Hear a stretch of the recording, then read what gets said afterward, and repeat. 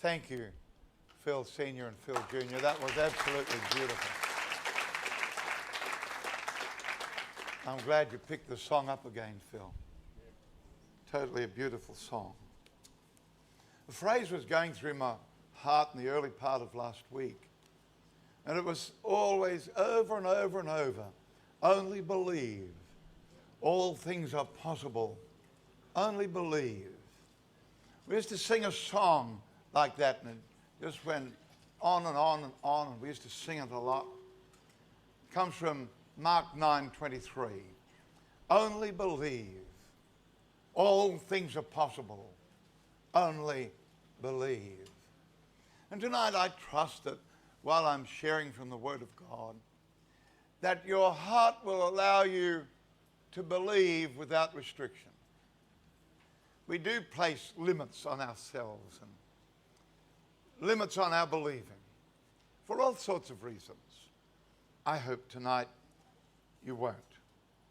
In Mark chapter 9 and verse 17, we read this. Mark 9:17 through to 27. Then one of the crowd answered and said, Teacher, I brought to you my son who has a mute spirit. And wherever it seizes him, it throws him down.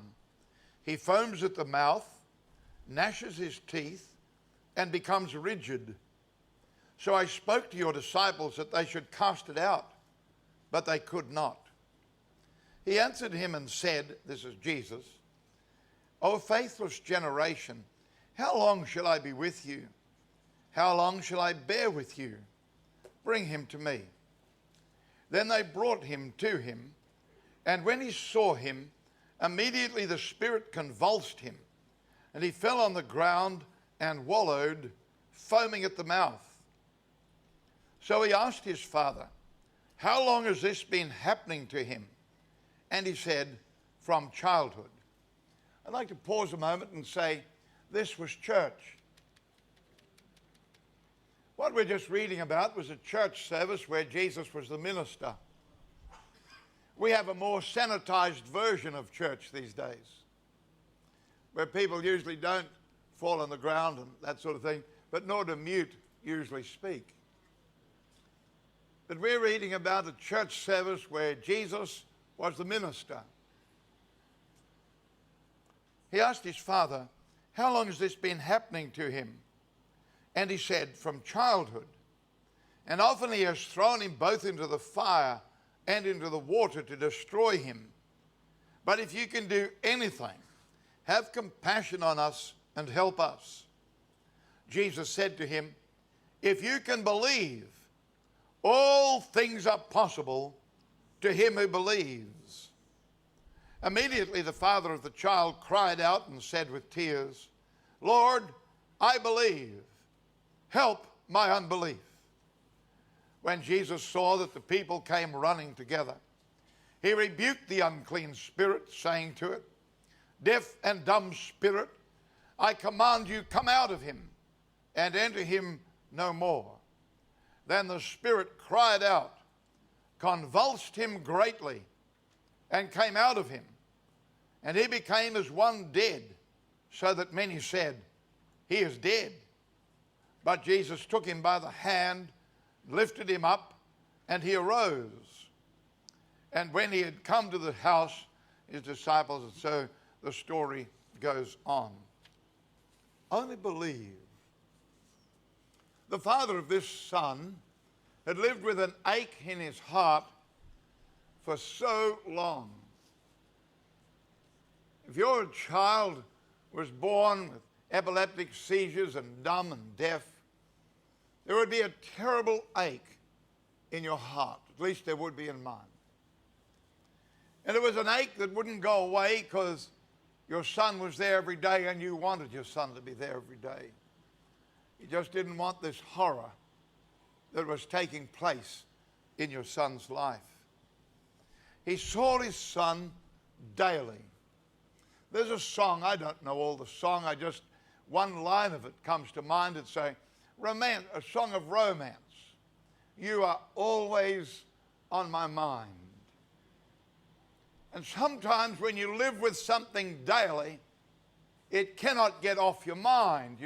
You're reminded of it all of the time. And it's there all of the time. If you have a wayward son or daughter, if you have a mate and you just can't get on together, or a friend and things have gone wrong between you, it's on your mind just all of the time, whether they're near you or not. If a boyfriend, girlfriend, and they're the love of your life and it breaks up, it's on your mind all of the time. It doesn't matter what age you are, whether you're 14 or 40. Broken things hurt. If you've been married for years, and some of you here, and your loved one has gone on to heaven, and you're left behind, and it's on your mind, and it's like an ache in your heart that can go away, but it's not all that easy sometimes. Problems are like that. They sort of nag at us. They're just there all of the time. Flaws in our character, difficulties we face within ourselves, to be the person we want to be and we can't seem to get there.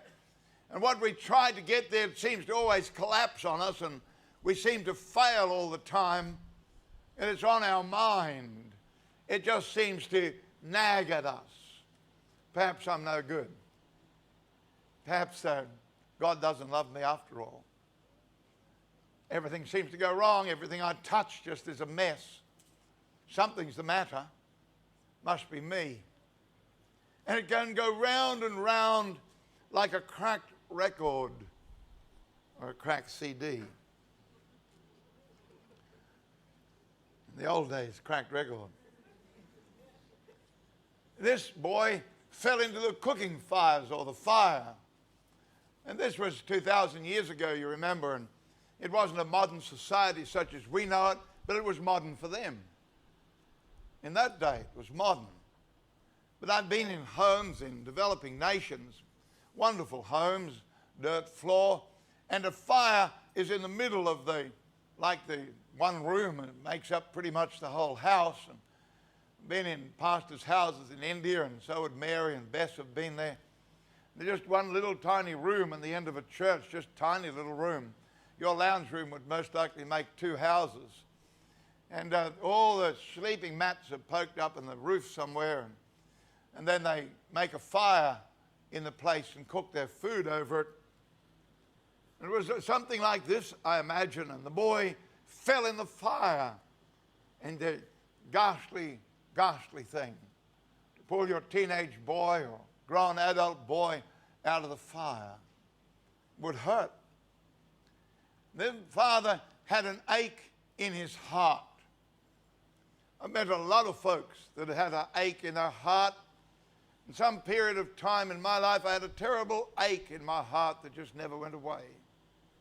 No matter what I did, whether right or wrong, to fill that ache, it just didn't go away. It just plain hurt deep on the inside. You can never tell what another person is, and you can never really judge another person, for you don't know what's going on the deep inside of them. We only see the skin on the outside. But we don't know the journey they're walking, the lonely journey perhaps in their heart or whatever. Happens to people all over the world. People are no different. The color of our skin makes not the slightest bit of difference. We are people. The shape of our body makes no difference. We are people.